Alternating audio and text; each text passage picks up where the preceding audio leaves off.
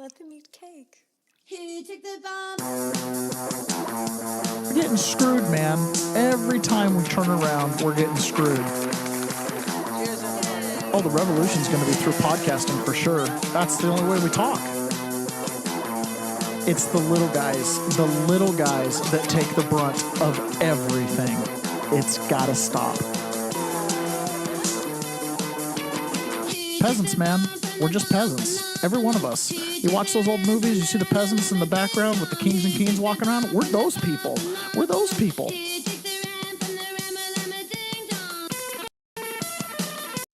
Good morning, peasants. Welcome to another episode of the Peasants Perspective. And okay, they're loading in. I was like, man, we made it through all the way through the intro. Shantini said good morning, but she didn't show up on the view ticker, the view counter. Who knows what was going on there? Good morning, good morning. Glad you guys made it. I know why you guys get up bright and early to sit with us to listen. It's for the simultaneous sip, but I have a request this morning, folks, and I'm going to have to mention it a couple times until I see a new name in the chats. We've got a pimp for chats. We are one unique chatter short of reaching the goal for this month. So we need you, those that listen, that are not chatting, to chime in and say hello. Marizo headed to Greek Easter. Is it Greek Easter already? Holy smokes. The years just fly by. Marizo, we are still here living in Meridian. After the wind yesterday, we are looking for friends. Oh, was it a big windstorm yesterday? Didn't even know. Didn't even leave my house. Stayed in the basement all day long. Shantini, you called her Burgermeister. What do Greek Easter eggs look like? Greek Easter eggs? They look like rocks in the desert of Utah. That's what they look like. Not special at all. My family for years and years, obviously, with a last name like John Atakis, it's like, oh, that's like a little bit of Greek in you. So we celebrate Greek Easter, which is based on the lunar calendar out in the desert of Utah. It's basically a bunch of Mormons to get together and, cook a lamb. That's basically what it boils down to. All right. It's a pretty fun little holiday. When I was a kid, we used to take the dirt bikes out there and ride around the desert, but it's like a 20-hour drive for me to go. So I haven't been in years. John Atakis on YouTube is just less than 70 miles per hour. Oh, highest man. in May for Boise. Wow. That's like hardcore wind. I mean, that's like sticking your head out of the car on the highway. Yeah, no thanks. All right, guys. So we are pimping for chats. Can't forget that. Pimping for chats. We need one more unique chatter this month. But let's go ahead and get started with the simultaneous sip. And all you need for that is a cup or a mug or a glass, a tankard, a chalice, a stein, a canteen, a jug, or a flask, a vessel of any kind. Fill it with your favorite liquid. I like coffee. And join me now for the unparalleled pleasure of the dopamine hit of the day, the thing that makes everything all right. And it's the simultaneous sip. And it starts right now. You know what's funny? I had the sound all set up and I switched it back because we were early. All right, we're going to do the simultaneous sip.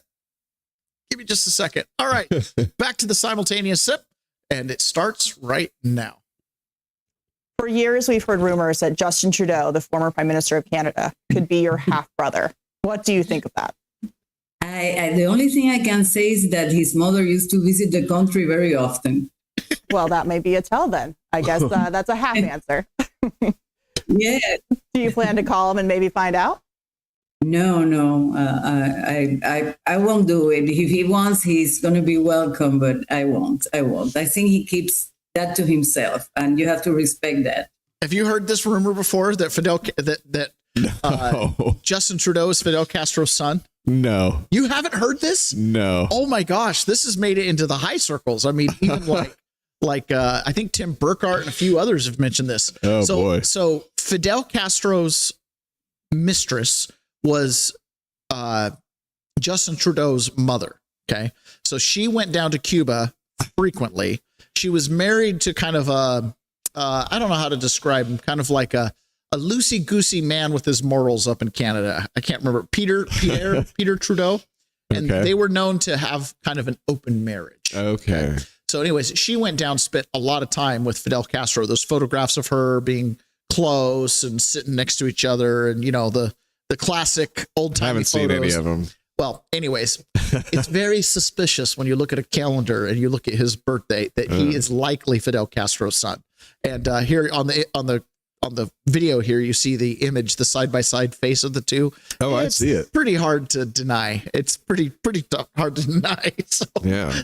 the Prime hair Minister alone. of Canada might very well be the child of a communist, a hardcore communist too, by the way. Pony Boy, good morning. Glad you made it. Okay, guys, again, I'm still pimping for chats. So all of you that are listening live, if you haven't posted, you need to post. Find a friend. Yeah, Ron, did you see the big, huge rocket explosion yesterday? No. Oh, this was huge, and this was here in the United States. Oh, yeah, take a look at this. This is silent for those of you audio listeners. Here we go. Look at this thing take off. Holy smokes. I don't think it got off the ground 1 inch. The shrapnel did. Look at the shrapnel flying. Holy cow. I know.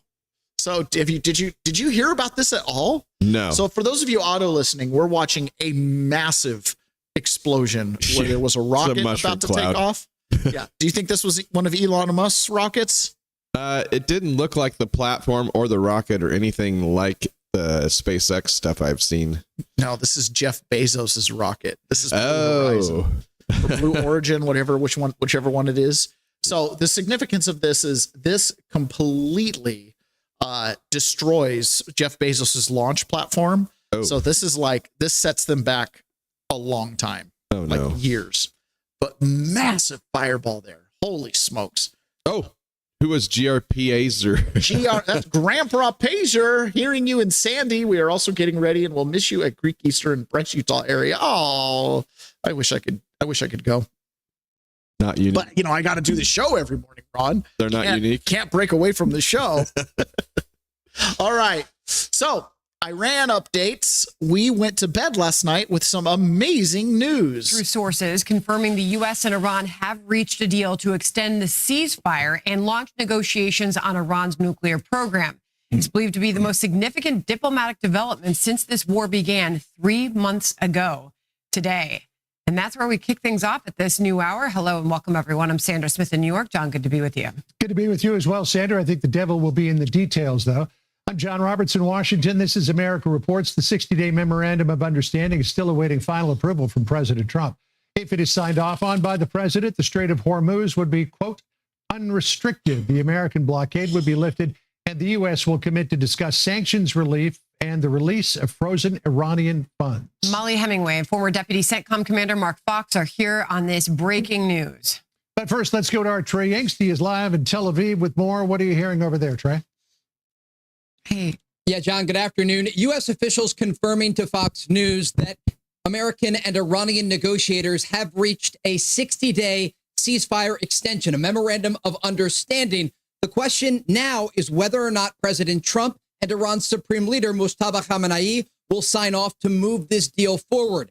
As part of the current framework, we are told this would extend the ceasefire and open the Strait of Hormuz. The issue of Iran's nuclear program would be pushed down the road. And already we're starting to see a splinter in the positions, at least announced by Iranian state media and announced by President Trump. You'll remember yesterday during that cabinet meeting, the president said he would not be comfortable with Iran exporting their highly enriched uranium to a third-party country like China or Russia. We do know a top Pakistani diplomat is expected in Washington tomorrow. Some of these finer details will likely be worked out in the days and weeks ahead.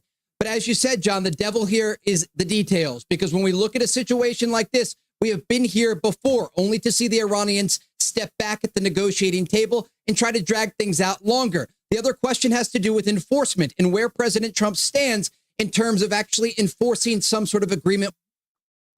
All right. So we went to bed last night with a peace deal on the horizon, which sounded really good. Wow. And oil futures dropped. Oil was trading down below $88 a barrel yesterday. I think it got down close to 85, which is good, right? Yeah. Good news. Price goes down. That's great. GR Praiser, guess what? He hit it. He was the one missing this month. That's what I was hoping for. So no more pimping for chats. At this point, if you're chatting, you're just showing off. Okay. We need you again next month. We need everybody to pile in on Monday, fill up the chats. Then we don't have to worry about it. I thought for sure we'd be good. I thought we were past this. 6 months ago, we stopped pimping for chats. Here we are back doing it again. Okay, so we went to bed with good news on the Iran front, and we woke up this morning with not just a Blue Horizon rocket exploding, but rockets landing or heading all over the Middle East. Yeah, hey guys, good morning. An exchange of fire overnight after Iran launched drones toward a commercial vessel attempting to pass through the Strait of Hormuz. CENTCOM says at least 5 one-way attack drones were spotted and then shot down in this area. A U.S. strike was then conducted against a control station near the city of Bandar Abbas that was about to launch another drone. In response, the Iranians launched a drone and ballistic missile attack against Kuwait, targeting a U.S. base there, according to Iran's IRGC. The Kuwaitis confirmed an attack on their territory that triggered sirens and alerts. CENTCOM released a statement saying U.S. Central Command and regional partners remain vigilant and measured as we continue to defend our forces and interests from unjustified Iranian aggression. The exchange of fire comes amid efforts to reach a deal between the United States and Iran. President Trump spoke from the White House on Wednesday, saying he would only accept a great deal and that he would not be comfortable with Iran exporting their highly enriched uranium to China or Russia. Iran is very much intent. They want very much to make a deal. So far, they haven't gotten there. We're not satisfied with it, but we will be. We will be either that or we'll have to just finish the job. We're also tracking developments in the conflict between Israel and Iran's largest proxy, Hezbollah. The IDF launched a series of heavy strikes overnight, targeting the southern city of Tyre and further north in Sidon. After evacuation orders were given, at least 8 people were killed overnight. In this strike, I feel for the people who left their homes and livelihoods and came seeking shelter. This building that was hit had 6 apartments occupied by poor families who had fled from the south to escape the attacks there, only to be hit here. The IDF says they carried out a targeted assassination in the Lebanese capital of Beirut just about 2 hours ago. And as we were speaking, guys, you could hear Israeli fighter jets over the skies of Tel Aviv, an indication there may be another bombing campaign against southern Lebanon in the minutes ahead. Guys? Trey, thanks so much. So at the end there, they're like, oh, well, thanks. Last night we went to bed thinking there was a peace deal on the table, and we wake up with bombs going off everywhere. Iran is still doing their thing, and wow, we're even sparking it off in Lebanon again. So I don't know if that peace deal is going to stick. I don't know about that. I'll tell you, when Israel does a targeted assassination and they just hit like the whole apartment building, and it's like collateral damage is what collateral damage is. It's pretty rough. Well, it was targeted, I guess. Yeah. So Senator Moulton is one of these. He's got a really deep infection of TDS, right? Like nothing Trump does can ever be good. And so here again, right? It's like, just see with your eyes. Okay. Iran has one card to play, the Strait of Hormuz. And basically they have a de facto vote in whether the strait is open or not, because for very low cost, they can shoot some machine guns or drop some mines or launch a shoulder-fired missile at a boat as it passes through the Strait of Hormuz. It's not a very thick waterway where the boats can get out of range from shore. The United States also has a default move. They can block everything coming in and out as well. So you kind of have a double blockade going on here. But in no other aspect that I can assess, do I see any way in which Iran is matching up to the United States in military might. Obviously, their Navy hasn't taken out any of our boats. We've taken out, 150 plus of their boats, taken out most of their launchers. Their if they want to press the issue and start sending boats out, they're not going anywhere. They're not going anywhere. Yeah. So we're at a spot where it's just complete and total domination. But yet Senator Mullins, he feels like we are surrendering to Iran.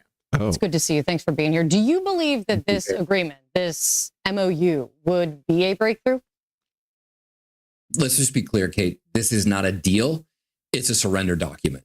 And Trump, who started this war with no plan to win it, no plan to end it, and demanded Iran's unconditional surrender, now seems to be negotiating America's unconditional surrender. Does he not have just crazy eyes? Look at his eyes. He's got like crazy eyes. Yeah. Who's he even talking to? I don't know. 10% of America? I don't know. This is a loss across the board. This is a loss across the board. Okay. Jeez Louise. Because so this is Stephen Smith yesterday on Jesse Waters describing the full situation here. The Iran nuclear deal, the so-called JCPOA, Iran was on a guaranteed path to a nuclear weapon, to being the dominant power in the region, to being the richest and most militarily threatening nation in the entire Middle East, with the ability to launch ballistic and ultimately nuclear weapons to Europe and eventually the United States. Now, because of President Trump, their economy has been dismantled. Their nuclear program under Operation Midnight Hammer has been obliterated.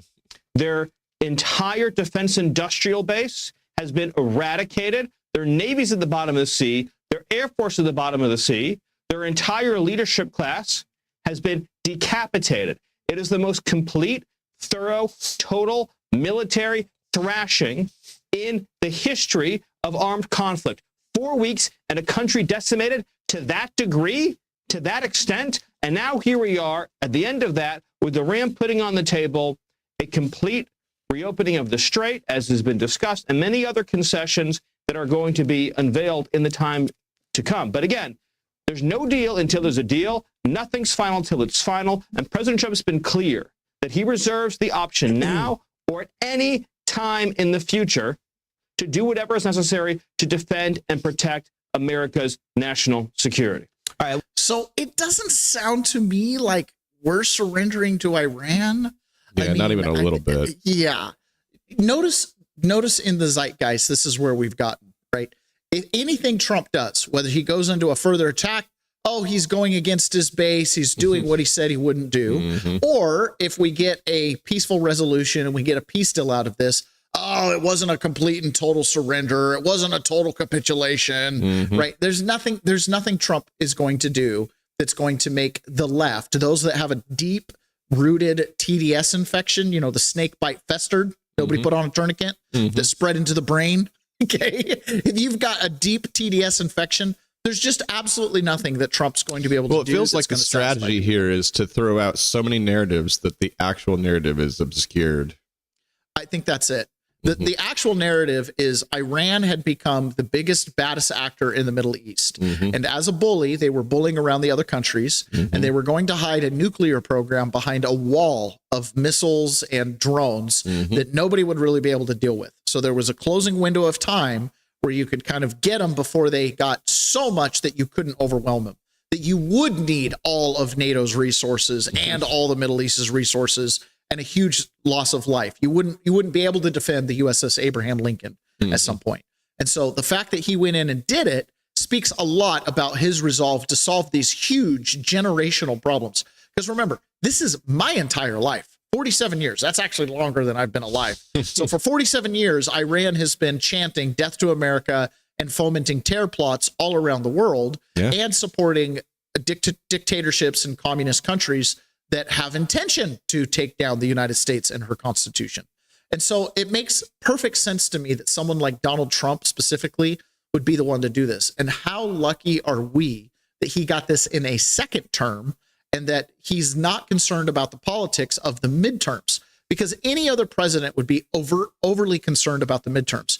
And I think we have good reason to be concerned about the midterms. Obviously, you have the media narrative. That's going to suck up some real, true living voters to vote against their self-interest to some degree. But also, you've got the potential for hanky-panky in the election.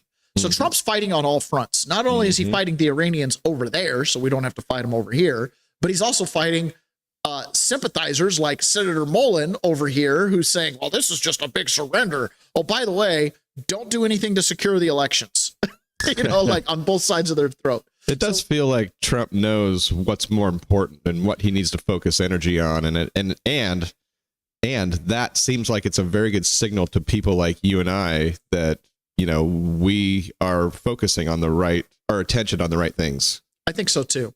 He had an interview with his daughter-in-law, Lara Trump,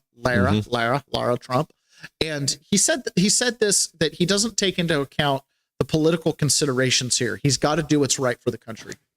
You have consistently been willing to do the hard things, the things that your predecessor said should have been done, but they didn't have the guts to do them. So you have really a very small window. So if you wanted to play that game, then you would wait till the midterms are over, and then the following hour, you'll attack Iran because they cannot have a nuclear weapon. Most people agree with me on that.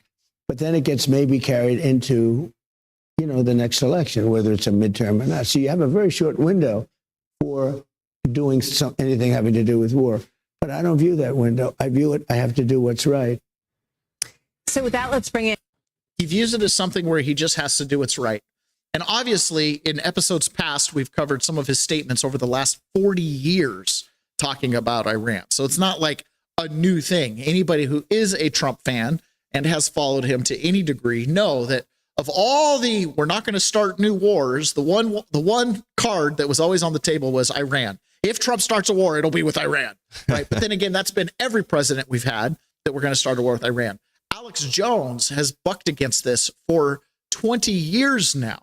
Every time the Bilderberg group meets, they're deciding if they're going to go with the war with Iran this year or not, right? So Iran has been a big problem for every American president, but the politics of 2-year election cycles make it impossible. Don't want to start a war right at the beginning, right when the midterms are heating up. Oh, don't want to start a war when you're trying to get the next guy in to preserve your legacy and you want your candidate to win, or, don't, you know what I mean? It's like we have these short election cycles that prevent us from engaging in these long generational struggles to any significant degree. If anything characterizes the American international system, it's that we stretch until we snap, right? Like Iran stretched us and now we snapped, overwhelming might. Hitler stretched us and then we showed up on D-Day, right? Like we kind of have this tendency to, once we go all in, we go all in. This is what the Japanese referred to when they said, I'm afraid we've awakened a sleeping giant. Mm-hmm. Americans are slow to move, but when we get moving, it's hard to stop us. And it's been that way throughout history. Now, can I just say something totally side? That cut with Lara Trump, or whatever her name is. I apologize, people. That I am like, I don't know all of his kids. It's one of his kids, right? That's Eric Trump's wife. Okay. See, I don't know the Trump family that well. If anybody thinks we're like sycophants for Trump, like, trust me, we're not. We're not running around like every day thinking about Trump's life. He's just, a huge part of every day's news cycle. Right. But that clip where it was just her and Trump talking, it was like, hey, this is like a real interview. Like they're asking real questions and he's not having to defend himself like politically and he can answer a real question. I'm like, well, this is real information. This is very refreshing to hear an actual interchange where it's not just a lot of political. Yeah. And, I'd really like to have more of that. I really like the title of our show as well. It's My View instead of The View, taking ownership of it. Uh-huh. And I thought that was really important just to point out real quick, because it'd be so nice to have some, news journalists that were just, looking for data to put out there that wasn't just political bullshit, even if it's stuff that you're like, oh, but she's pitching softballs. Yeah, but it's all information and it's good information. The more information you have, the better understanding you have of somebody, even if they're softballs. I would just really appreciate more journalists being like that.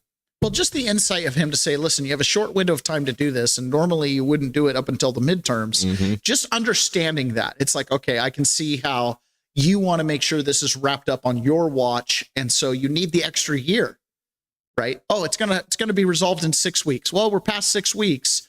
Can we get it resolved before he leaves office? I'm not even talking about just the points that they were talking about. I'm talking about just in general. In general. Yeah. It's been interesting having Lindell TV in the White House press briefing room.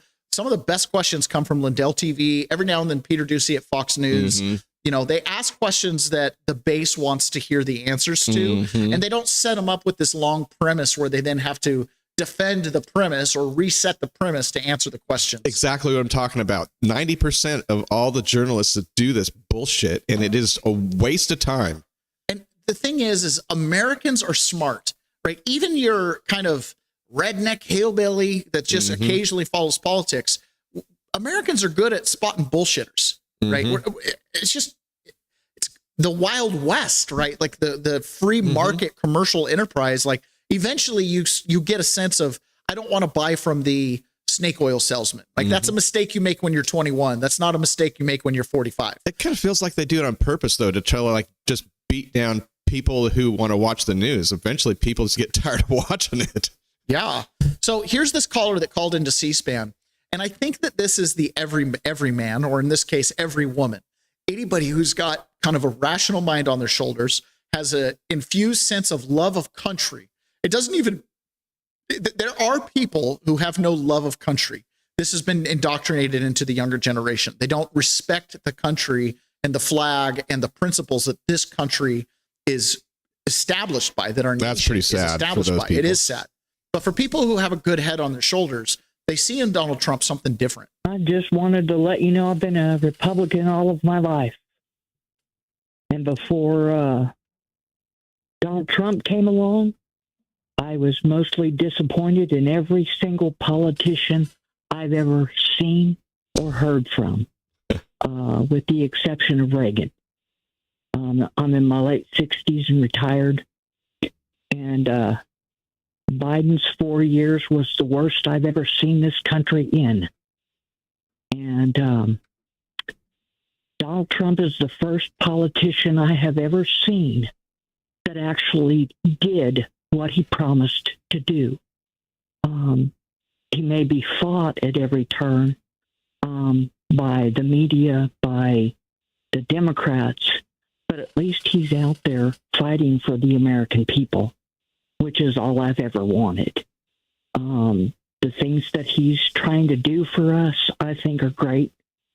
And I'm hoping that he continues to do what he's doing and that the Republican Party continues to go forward with the type of politicians that we really need, that are going to work towards what needs to be done. Amen. Amen. And he is facing a lot of headwinds with the media and with embedded forces inside of the government. So for an example here, this was one of the DC attorneys that filed a bar complaint against Jeff Clark. Okay, so Oversight Project, they've been doing all this background checking on everybody. So you've got this guy, here commented on this quote here, and it's got a username, JRUDYESQ. That's Esquire, J. Rudy Esquire. Okay, and the quote here is, "I wish undergraduate and 2 graduate degrees I had to become a Marxist on my own time." Right? Universities have been indoctrinating kids to Marxism, which is inherently violent. These useful idiots think they can destroy lives and businesses with impunity. People have had enough. And so this woman says, I had to become a Marxist on my own. And then this person here liked it, or whatever the case was. Point is, when you go look up this username, it ties back to an email, which ties back to another email, which exposes this gentleman, Jason Harrell here. Jason Harrell is one of the DC disciplinary bar councils, lawyers, that has now deleted that ex-burner account. But that ex-burner account was full of likes for Marxists and, what we would consider not American type stuff. That's deeply embedded in the system, right? Deeply embedded in the system, which is also one of the reasons why Trump has met so much resistance in going after the narco-terrorist communists in our Western hemisphere. Started out with Nicolas Maduro. The left kind of lost their mind, but there's not a lot of defense there. There's not a lot you can do. Look, he was indicted under Joe Biden. They put 25 million on his head, trumped up to 50 million. Someone's going to go get him, right? It makes sense. But Raul Castro, now he's the newbie. Now you got to remember, the old guard of communists in our country, where did they look for inspiration? Cuba. They looked to Cuba. They didn't look to Venezuela. That's recent. That's in the last 20 years. But Cuba's been doing this our whole lives. And so you've got Cuban operatives, or people influenced by Cuban operatives, spread all throughout the government. We just know this, right? Like Karen Bass was training with the Cubans in the 1980s. Has Cuba changed? Has Karen Bass changed? Probably not that much. You can kind of see it. They put on the chameleon face, right, to run for office in America. But at the end of the day, are you going to turn down your first principles? Now, if Karen Bass came out and said, yep, in my younger years, I went to Cuba, I got trained, and I saw how horrible it was, and we're not going to implement any socialist policies. In fact, I'm going to fight against it openly. God bless America. God bless America. Exactly. Okay, great. We'll take you as you are. But instead, you deny that you ever did it, you pretend like it never happened, and you continue to funnel money to government agencies and branches, and it never makes it to the people. Looks like a communist, right? Walks like a duck, quacks like a duck, squawks like a duck. It's a frickin' duck. Okay.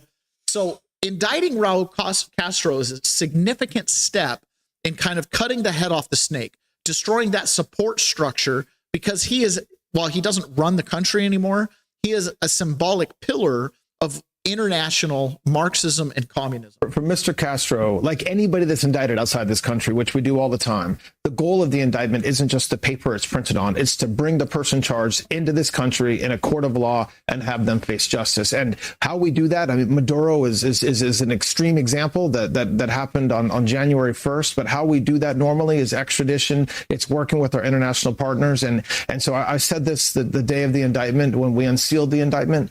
But we didn't do this for a show indictment. We did this because we really need Castro here to face charges.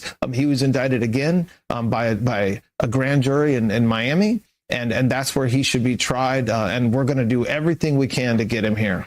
For Mr. Castro, like anybody that's can to get him here. Now, one thing Republicans do that is a mistake that the communists figured out a long time ago, that if they don't do this, they can get people to agree to almost anything they want. And that is leading with money. Okay. So this is right out of the manuscript that you can download at politicalremodel.com. And I really encourage everybody to download this. It's incredibly important for us to change the Republican Party and change politics in our country. It starts with we the people. It starts with us, right? We have to impose ourselves onto the party that selects the people that are going to be elected, which, by the way, this week on Monday in the Kitsap County Republican Party meeting, KCRP, we are going to be hearing from all the candidates that are putting their names on the ballot. So I got a schedule of the meeting, and I want to say there's 15, 20 candidates that are going to be showing up. If you are in Kitsap County, you need to be at this meeting. This is the selection committee. This is the chance where you get to ask candidates questions behind closed doors. There's probably going to be a video camera in there before they get on the ballot. Before they get on the ballot. Okay. These are all people that have put their hat in the ring. They're out campaigning. They're looking for your endorsement. They're looking for your support to go knock doors for them to generate votes. Monday, 6 p.m. in Kitsap County is going to be that meeting. You should be there. Ron, you should be there. Yep. Okay. So the thing we need to stop doing as Republicans is we have to stop leading with money. Let's start with the messaging bubble. One of the biggest changes we need to make is this. We need to stop leading with money and taxes. These are two of conservatives' favorite subjects. Why? Because it touches everything. But government spending, taxes, debt, waste, and deficits, those topics dominate conservative discussions. Now, to be clear, those are important issues. Out of control government spending is a major threat to the future of our country. Oh, yeah. But here is the problem. It does not emotionally resonate with the voters, especially younger generations. It's easy to sit and talk on AM radio where your average audience is over 60 years old, right? All day long you talk about the budget, because by the time you're in your 30s and 40s, you realize you didn't get into it for the money, but it's all about the money, right? Right. But if you're 20, you're disconnected from property taxes for sure. Yes. Now, I have made the comparison that there's two worlds. There's the world under 40 years old and there's a world over 40 years old. Many younger Americans have grown up in a world where debt, deficits, and government dependency are simply part of the landscape. They do not react to these topics the same way older conservatives do. Worse, our constant focus on money can make us sound like Scrooges, people who only care about keeping more of our own money and cutting everything else. And if you listen to some libertarian influence commentators, they will probably tell you that is exactly their goal, like the masses of the world, cut everything. Let me be clear. Quoting Ayn Rand and anarchist theory is not a winning mass market political strategy, although I do love me some Ayn Rand. Yes, we are going to reduce government spending dramatically. Yes, we are going to eliminate waste. Yes, we should eventually remove government debt entirely, but we need to stop leading with that. Instead, we need to start talking about something more powerful. We need to talk about creating a better society. This is what the Democrats do so well. This is the conversation that inspires people. This is the conversation that reaches both the heart and the mind. This is the conversation that connects what most people actually want: freedom, prosperity, security, opportunity, a better life for themselves and their children. That is the conversation we should be having. Because every Marxist ideology, every communist ideology eventually does run up to the wall of money. They sold a thing that they can't pay for. But as long as they keep selling the thing, eventually people will start saying, well, someone's got to pay for it. Let's get a rich billionaire in here. Let's find somebody. And that's exactly what has happened to Mandami up in New York. If you remember a week and a half ago, he went banging his tin cup to all the rich billionaires in America. He went and visited Jamie Dimon. He went and visited, Goldman Sachs and a bunch of these places. Please don't send your high paying jobs elsewhere. We just need a little more of their tax money to pay for the free buses and get the off free my lawn. Yeah, exactly. So Jamie Dimon was on with Maria Bartiromo, and he kind of reported on this meeting he had with Mandami in New York. I think good policy is free. I feel like telling the politicians, don't try to raise more taxes or spend more money. Sit down and fix policy. And I think you can grow 1% faster. I literally believe that. And the public knows you can't get certificates of occupancy. You can't get roads built. The bridges. Well, that's like the Baltimore deregulation. Bridge. The Baltimore Bridge was supposed to be built by now. It's another 5 years. I go on and on and on. You've been talking about this for so long. It's frustrating. It hurts. It's embarrassing, and it always hurts the civilians of our country. And so, I had a great meeting with Mandami. Meeting it was pleasant, but I said everything I wanted to say. I've seen mayors grow into the job. I mean, he's running a city of 300,000 employees now. He's never had a job like that. I've seen mayors who they fail abysmally because they can't administer themselves out of a paper bag, or ideology blinds them to practical, realistic, real world policy. And so we'll see. And then, if I can help do the good stuff, I'd be happy to do that. Yeah, but Jamie, give me a break. He did a video in front of Ken Griffin's house. I mean, that's a security issue. I agree. My guess is he probably regrets that, but you got to ask him that. Yeah. So Mandami, right, is at a point where he's trying to pay for all his free stuff, but he did the thing that conservatives failed to do. He sold the dream. He sold the quality of life issues, free healthcare, free buses, free city grocery stores or whatever, discounted grocery stores, whatever, right? These are all things. There's no real world policy. What about law and order? What about broken windows theory of law enforcement? None of that, right? It was just, he sold the dream. He did a better job of selling the dream than who was his Republican counterpart. We didn't have one. He was running against Cuomo. Well, right? It's really easy to sell stuff you can't pay for. It's really easy to sell stuff you can't pay for. But if you follow the gospel of politics, according to Gary, that he has in the manuscript, to be effective, you cannot just trash your competition, although that can raise some media buzz. You must offer a better alternative. The stronger the alternative, the more likely you are to win. In business, I often teach what I call the separate and elevate strategy. This concept is simple. First, separate yourself from your competitors.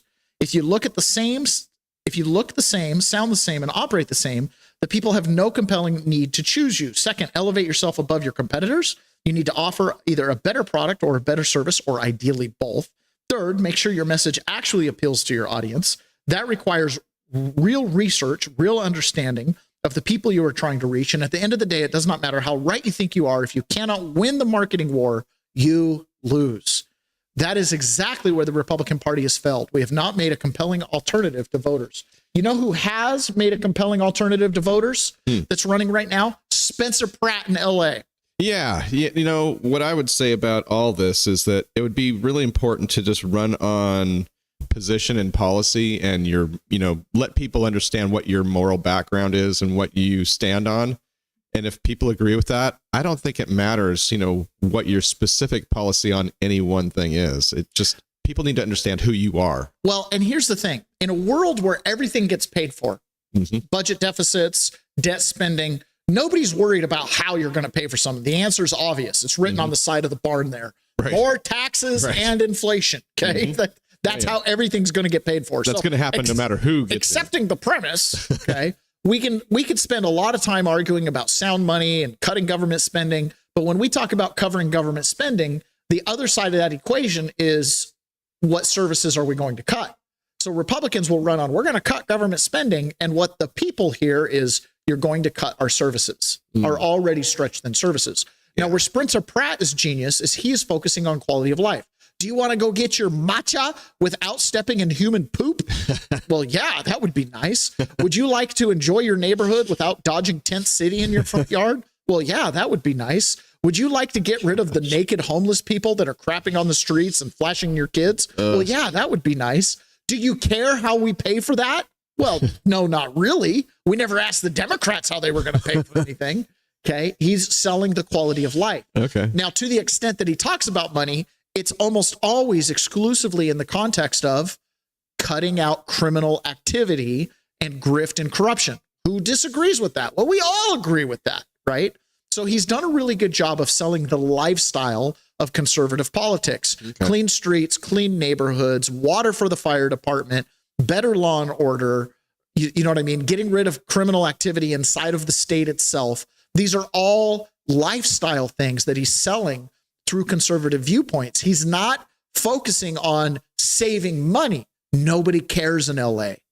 That conversation was given up 25 years ago. Yeah, and he's not pimping for morality per se, but you do have an understanding of his principles through all of his media campaigns. And that's what I'm talking about. You need to understand the person and the principles.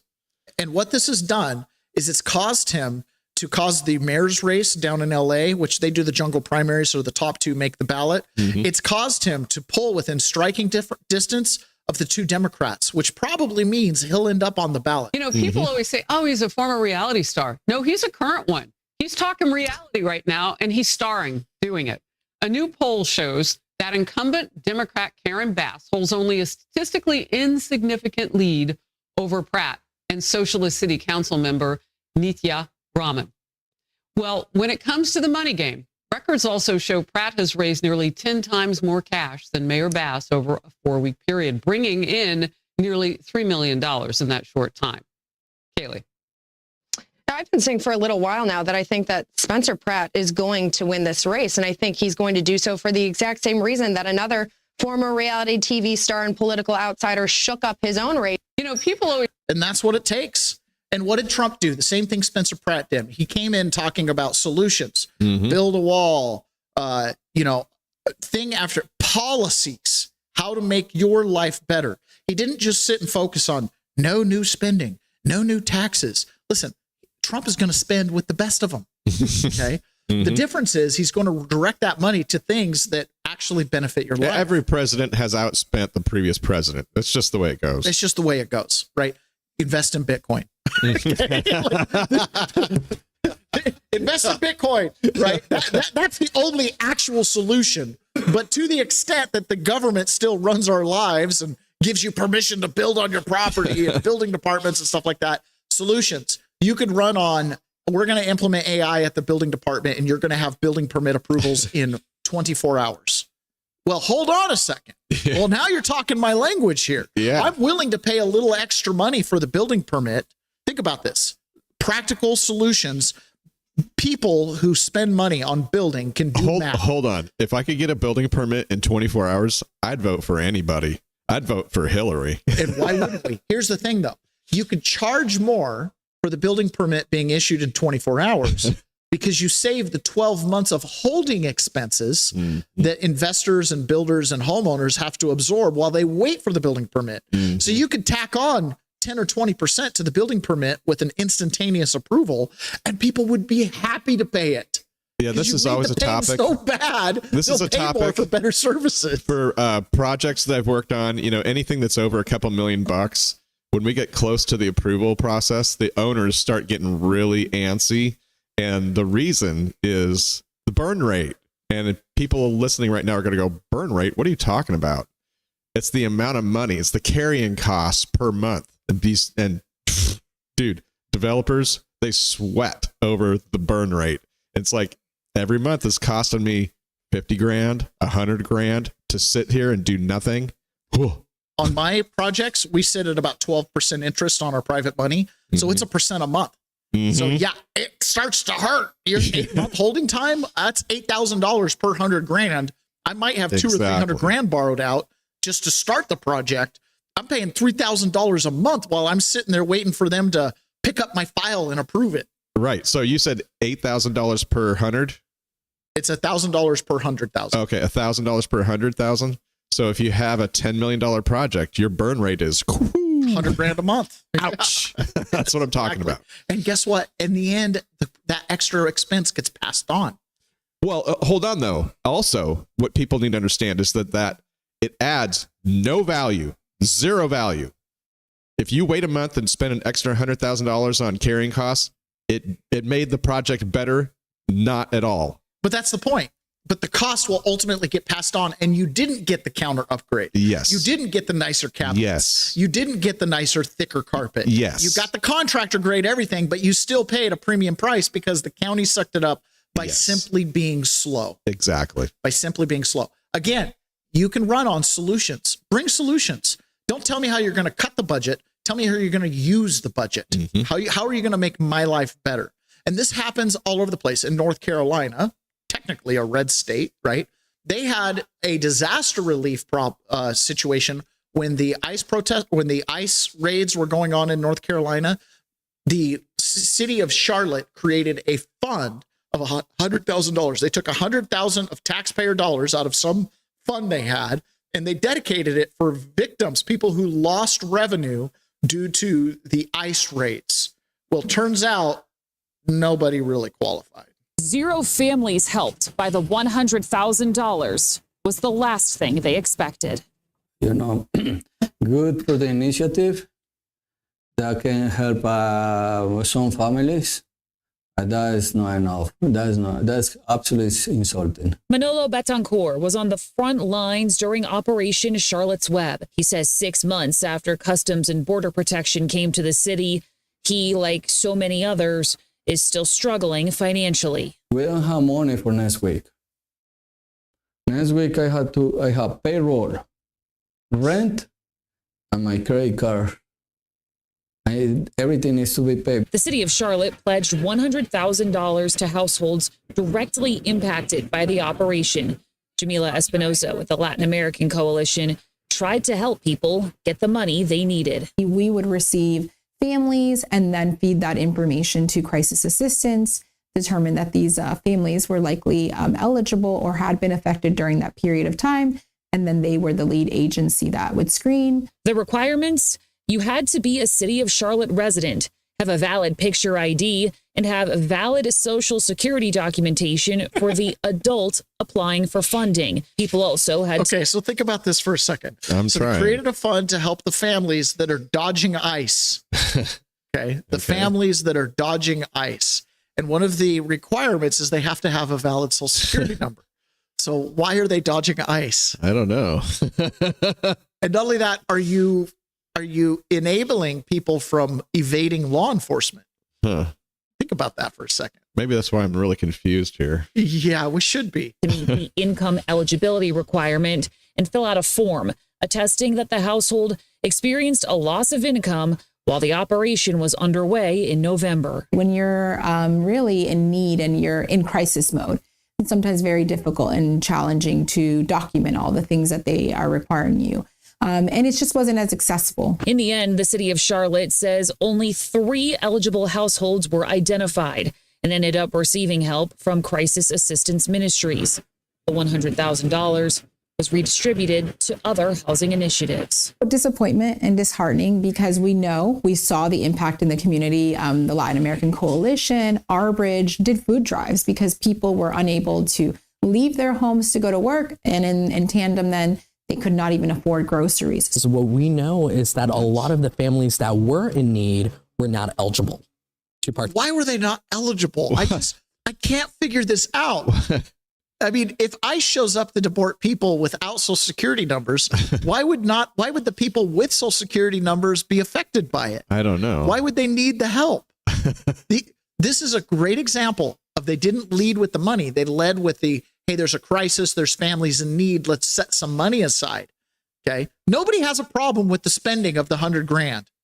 Apparently, they had a problem with the suffering and they ran on that. So here's the worst part. The solution is, well, since we can't give it directly to the families, maybe we should give it to another organization that doesn't have to be accountable who the money goes to, like AKA you can't give tax dollars to non-citizens. City Council member J.D. Mezuera Arias had just been elected when the immigration operation began. He says there needs to be other options in place to help people if this ever happens again. I think if we had an office designated to international affairs, we wouldn't be seeing these issues, particularly because we needed to identify, for me, what I would have done differently is not earmark the money for assistance to individual families, but earmark the money to the organizations, the legal 501c3s, 501c4s on the ground that were doing the work. Betancourt hopeful the city makes some changes to truly make an impact in the future. We made a big mistake, a huge mistake. There is time to fix it, and there is time to do more, and we have sources to do more. Zero fear. So the one council member wants to give it to NGOs and let the NGOs do it. But what happens when money goes to the NGOs, Ron? You just put it in your left front pocket. It just gets lost to the opacity of wherever they're sending the money, right? Expose Them posted a free NATO, the High Holy Freemason Templar Spirit Investigation. Unique chatter. Woohoo! That's awesome. Okay, so the money ends up going to the NGOs, and what happens to money at the NGOs? Who knows? Who knows? But we do know that some NGOs have been abused, and their funding has gone to things like Black Lives Matter protests, the Antifa organization, and whatnot. Scott Bessent was asked about this, about NGOs, if they're being investigated, and again, Trump waging an all-out war. Go change the policies. Go change the policies. Don't focus so much on the money, but the money will work itself out. What happened when they canceled all these fraudulent hospice care things? What did they say? Nobody called us.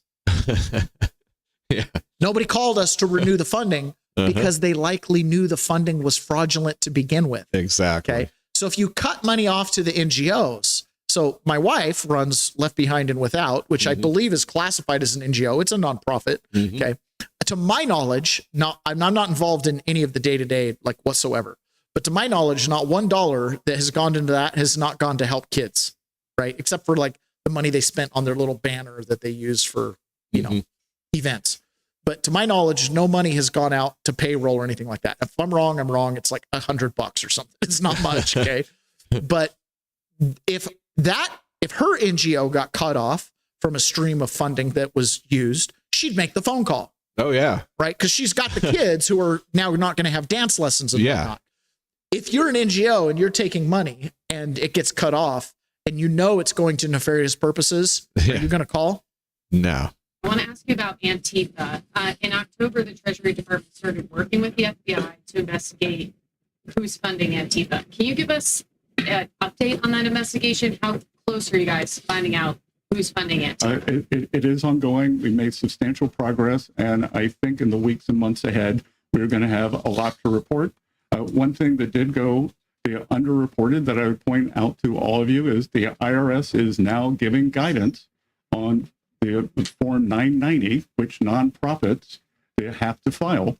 And we are going to encourage or demand that nonprofits know their grant recipients. So if a grant recipient is violent, if they are suppressing people's rights, then you are responsible for that. And I think that's a very good first step. I want to ask you about Antifa. And that's going to extend to that situation in North Carolina. If that council member had his way, he'd give it to the NGOs. Well, if the NGOs filled out a 990 to be tax exempt, they're going to have to know where the money's going to. So it's not just, hey, if the money goes to violence, it's if the money goes to illegal aliens. Because the whole point of that money being set aside was to provide relief for the people that are running from ICE. Well, the people who are running from ICE likely don't have, valid social security numbers. So how many of them could actually be affected? The answer's close to zero. Otherwise, you're just a baby, go to work. Okay? You have no reason to be afraid of ICE. So the answer that, well, we should give it to the NGOs. Why? Because then the NGOs can give it to the illegal recipients. Well, I have a feeling with what they just did to stop violence, NGO money being used for violence, would apply the exact same NGO money being given to individuals who would not otherwise qualify for federal aid. Because all you're doing is creating the middleman. You're paying them a cut to do what the government can't do, give it to illegal recipients. Precisely. Yep. Now, as conservatives, we have to lead with the message. Tax benefits only for people who are deserving. Benefits only for people who are deserving. Benefits only for people who are deserving. Not, we're going to cut money. Does that make sense? Yeah. It's simply, we're going to clean up who gets the benefits so there's more benefits for those people. Right. And all of a sudden, the people who can legally cast a ballot if you clean that up, they're going to want to vote for the guy who says more benefits. If there's a bigger part of the pie, right? If social services are a scarce commodity and there's a pie that's being cut up of the people's abundance, we have a certain amount that's been set aside to help the poor and the needy. Everybody if wants that the pie biggest gets slice they bigger, can get. yeah. So we're not going to lower taxes. We're not going to do anything, but we're going to make sure only money to rightful benefits. The pie will get bigger for those of you that deserve it. Okay, well, now we're talking populism. Yeah. Now we're talking something you can get the young voters out before their head gets screwed on straight and they realize, actually, let's talk about reducing the funding. Okay. Another interesting thing too is we're at this divergence point in society. And I've thought a lot about this because sometimes you can get out on the front line of something or understanding something and you see the future just around the corner. If you're Elon Musk or Jack Dorsey or any of these technologists, and you can see what there's a good chance Elon Musk already has his laundry folded by a robot, right? I mean, obviously Elon Musk hasn't driven a car for a while that's not self-driving or something. You know what I'm saying? Yeah. And so they get kind of out in the front on technology and they're like, we're just around the corner. The whole world's going to want to use this. Well, I got news for you. Not everybody in the world has an iPhone. Not everybody in the world has a car yet, right? Not everybody in the world has taken a commercial flight. So it takes a while for full adoption. Obviously, enough of the world has adopted cell phones and computers that it's become a daily part of most of our lives.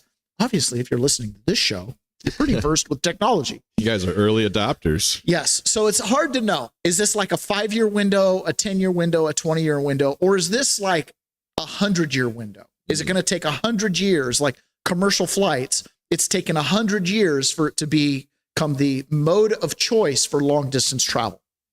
And there are still people who have not traveled long distances and needed an airplane. But when Elon Musk gave this speech, and it was a little while ago, and he talked about saving for retirement, which is a huge concern for us peasants, right? How do we take our abundance today and preserve it into the future so that we can have it when we're not so abundant and our bodies are slowing down and we want to retire? How do we do that? Obviously, we've presented the solution of Bitcoin. But there's this other thing there too, is because in the current way the system works, with the advent of AI, I think that these people who say that things will become cheaper, and Jeff Bezos alluded to this too, AI will make everything cheaper. Okay. So it makes, and Elon Musk's perspective is it will make things so cheap, saving for retirement is pointless. One side recommendation I have is don't worry about squirreling money away for retirement in 10 or 20 years. It won't matter. Okay. Either we're not going to be here, or it just it's you won't need to save for retirement. If any of the things that we've said are true, saving for retirement will be irrelevant. One side Why is that? Why would saving for retirement be irrelevant? What perspective is he talking about? Now he has also implied that we'll have universal high income, which is just universal basic income, but it has a better marketing pitch to it. This idea that the government will just pay you to buy the stuff that is now so cheap because of AI that you won't even need a job. We're just going to pay you. Pretty soon politicians will be upping it every time and be like, I'm going to give universal monster income. Universal monster income. Yeah. Universal, big, beautiful, universal income. Exactly. So who knows where that's going? And for many of us that are conservative, we're like, well, where would you get fulfillment, and how would you how would the standard of trade be measured, and what is one thing worth and another thing? It right. If everybody's a billionaire, what are we doing here? Yeah. Now, if your perspective when the car was invented that you don't want them to be cheap because then the peasants will get them. Okay. I mean, I guess you could have that perspective. Bernie Sanders offers the other side of this coin, literally responding directly to Elon Musk with this idea of universal high income. And his premise, I just looked into this and I think the premise. Elon Musk, I don't like and disagree with on everything. It's not a dumb guy. And he says that work will become optional. That AI and robots will do everything that you need. My prediction is that work will be optional. Optional. Well, if AI and robots do everything, work is optional, how do you survive? Oh, you're going to get a check. Really? But there is no government because you're not paying any taxes, right? What happens to Social Security? What happens to Medicare and Medicaid? Money will stop being relevant at some point in the future. And who's going to determine the check that you get? Really? How much are you going to get? How much am I going to get? I mean, it'll be like playing sports or a video game or something like that. It will destroy humanity's jobs of, like, you went to an elite school and you studied philosophy. Use myself as an example. I did too. Yeah, hopefully you have some other skill. See a future where intelligence is a utility like electricity or water, and people buy it from us. You're at work right now. I am at work. Today, God knows, over 100 million Americans are at work. It's an important part of their lives. Deep down, we all want to contribute, whether we're a janitor or a brain surgeon, to our community, right? You take it for granted, but you meet people at work. It's part of your life. Oh, guess what? In X number of years, you don't have to work. These disruptions are going to disrupt every aspect of our society. What are you going to do? You're going to sit around watching Elon Musk videos? Is that the meaning of life? Have we even begun to have that serious discussion? That's a good question. Bernie Sanders and Donald Trump identify the same problems. Their solutions are different.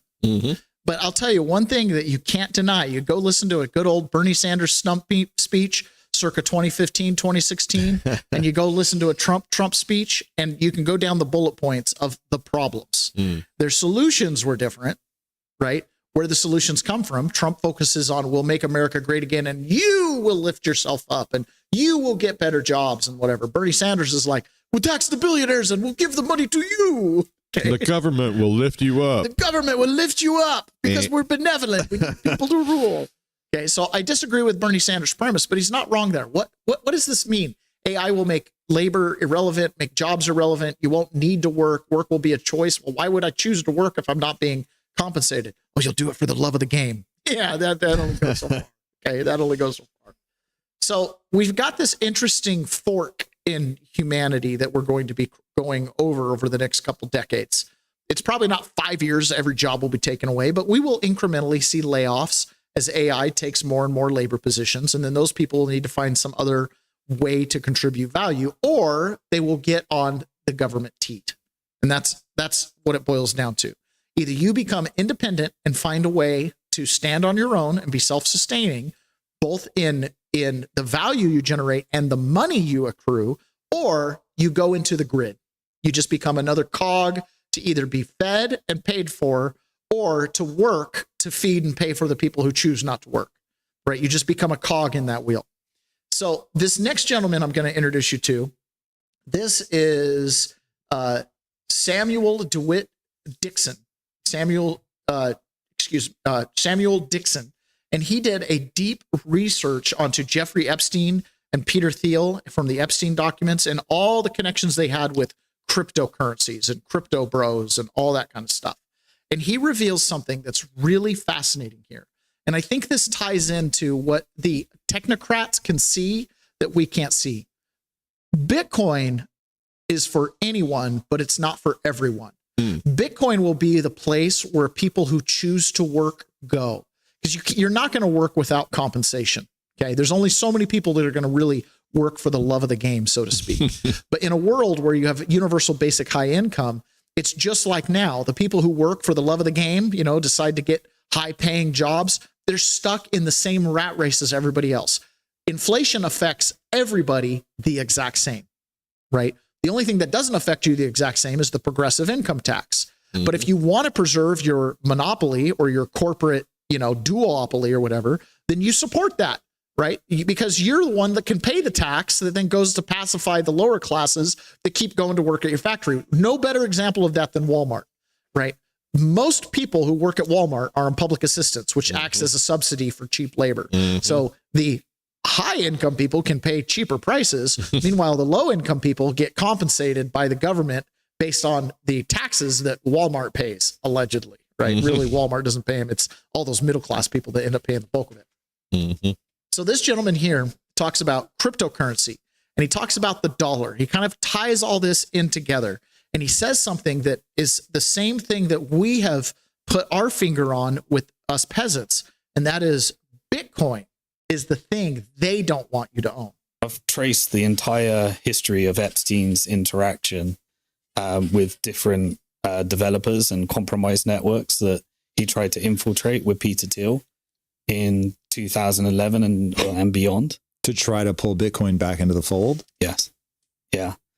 There were many ops, and I would almost like to do a whole podcast on those different ops in Bitcoin because I was there and I saw them all. And I saw what Brock Pierce tried to do. What did Brock Pierce try to do? Well, Brock Pierce, I think, was Epstein's guy in the digital currency space. And he tried to persuade me that Satoshi Nakamoto was Dr. Craig Wright, who's the guy that recently got a year in prison, and I think, not sure if you heard it, for pretending to be Satoshi. And he ended up being an essential part of creating an alternative version of Bitcoin. Brock Pierce also was the co-founder of a stablecoin called Tether. And Tether was later sold to a company called Bitfinex that I had invested in. That stablecoin Tether was the gateway drug for central bank digital currencies. And when Bitcoin went open source, there were several attempts to create alternative versions and fork it off and confuse the community into going to a more centralized version of Bitcoin called Bitcoin Cash and Bitcoin Satoshi's vision. And I can trace back all the conversations, and the developer that said that had all the credibility, Satoshi handed the key, the development over to Gavin Andreessen. It was Gavin Andreessen that met with Dr. Craig Wright and said, this guy's cryptographically proven to me that he is Satoshi. And that was a lie. He hadn't.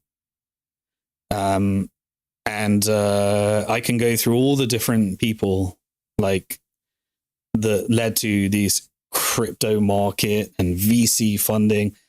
The crypto market, the stablecoin market, the central bank digital currency market is all a psyop.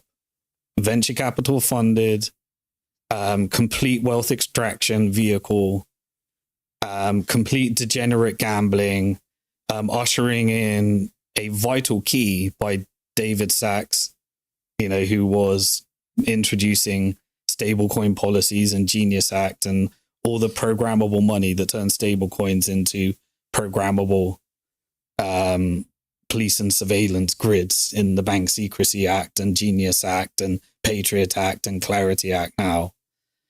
They want you doing everything but using Bitcoin. And there were several operations, Operation Choke Point 2.0, various other things, which we could go through all of them in a different time if this is interesting. There's too much to cover. To take us to the stablecoin alternative crypto gambling world. But Bitcoin in self-custody still exists where there's 25,000 nodes. There's a distributed supercomputer.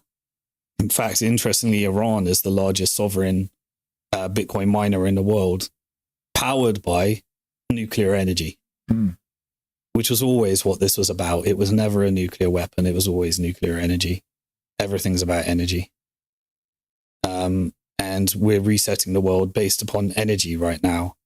And what are they trying to do? They're trying to get you to own Bitcoin in a treasury company with Michael Saylor.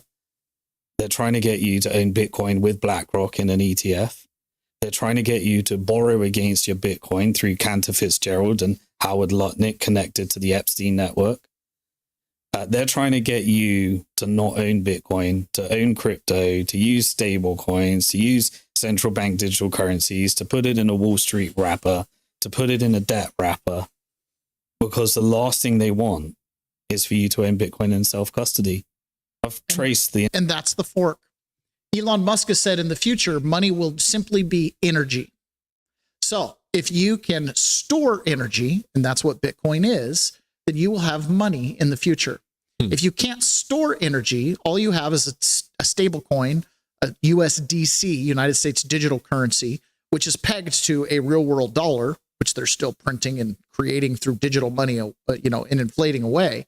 But it expands the grid. One of the top places for Tether, Nigeria, because their economy is pretty much kaput. And so there's a huge demand for stable coins, American dollar stable coins in Nigeria. And they can transact peer to peer, but it also extends our money jurisdictional reach into the individual holders of those stable coins all around the world. It increases our control grid. So on one hand, yes, we want America to control that market because otherwise the Chinese will. Okay. And America will likely allow on-ramps and off-ramps for true money, Bitcoin. Because why? Because BlackRock's holding it, because Tesla holds it, because Michael Saylor holds it, because the United States Federal Reserve holds it. Does that make sense? But you want to hold what they're holding, not what they're printing, not what they're selling. So there's a huge fork in the road. And the entire crypto market is a soft on-ramp to a control grid. It will be a control grid, but because of the private industries that are involved, there will be certain protections and civil rights that are embedded in there. But one thing we've learned is the government doesn't respect our civil rights. So the last thing we want is an official USBC, or a CBDC, a central bank digital currency, right? We don't want the banks in charge of this. We want private corporations, which can act like banks for sure, but we want them to compete in a marketplace. That would be the difference in the American system versus the British system, where banks don't compete in a marketplace. Scott Bessent was asked about CBDCs. Digital currency. A lot of our viewers are increasingly worried that digital currency could one day be used to track people's spending or limit personal freedom. What's your philosophy on that? And what safeguards is the Treasury and this administration putting in place to make sure new digital payment systems protect Americans' privacy and freedoms in the future? Well, so this administration has been very clear. There will be no central bank digital currency, which I think would be the first step toward tracking. So we have taken that off the table. We passed stablecoin legislation with bipartisan, and the Clarity Act is now up on the hill. I think it has bipartisan support. And the most important thing we can do is to make digital assets come into the United States, make the U.S. the home, our regulation, our best practices, are what will ensure good standards for these. When you look at digital assets, all the nonsense that happens, all the things you read about, that's because it's the wild, wild west offshore. So we got to bring it on shore. So I would encourage the House and the Senate to get clarity done. Jack? And I am of the opinion that those things will be good for Bitcoin, if anything, because it separates them. Because right now, crypto can be the Wild West, but after the Clarity Act is passed, it won't be. It'll have its guardrails, clarity on regulation. But you know what? Bitcoin doesn't have any of that because it wouldn't respond anyways. China's tried to shut down Bitcoin 20 times. Doesn't matter. The United States has tried to crack down on Bitcoin dozens of times. Doesn't matter, right? It doesn't matter. Bitcoin doesn't care. In the future, money will be energy.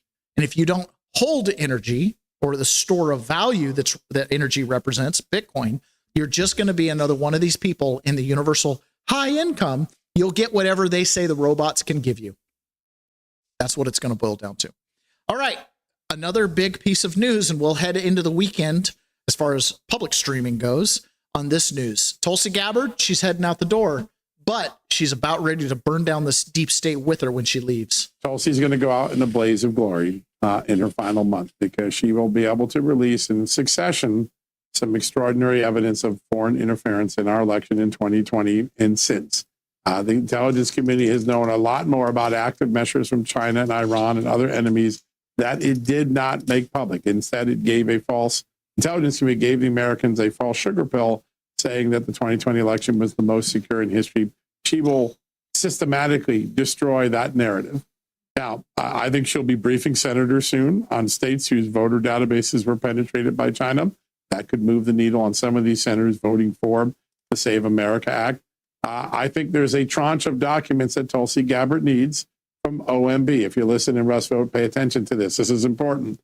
There is concern that Ukraine was involved in a 2024 scheme to take a large federal grant that was given to Ukraine and launder it back to the Biden 2024 campaign. We're not talking about Hunter Biden grift in 2014.